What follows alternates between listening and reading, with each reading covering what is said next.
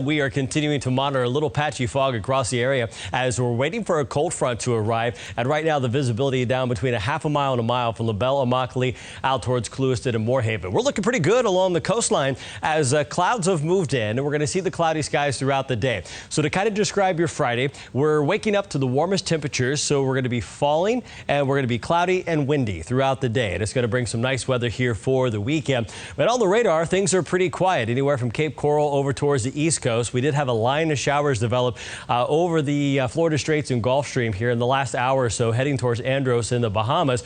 But as we look at our coastline, not a drop in sight here. Anywhere from Punta Gorda, Port Charlotte, down through Fort Myers, Whiskey Creek, on down I-75 out towards Orange Tree. We're dry. We can't rule out the chance of an isolated shower once this front pushes through later on today.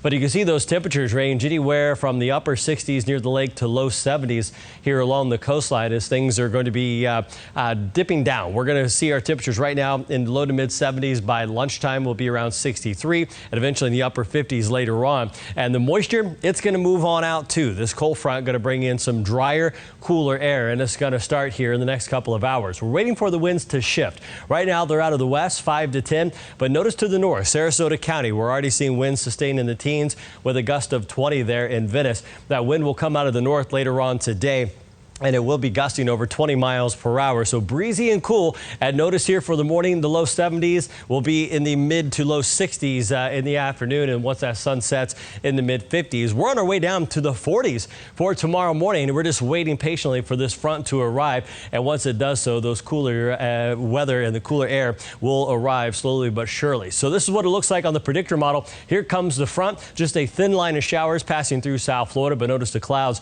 all the way up through Jacksonville through noon, and then by about 7 o'clock, once the sun sets, we will see that cloud line as far south as I-4, and then skies slowly clear for the west coast, but stays a little more cloudy for the east coast with the winds out of the northeast and continuing to be a little gusty here for tomorrow.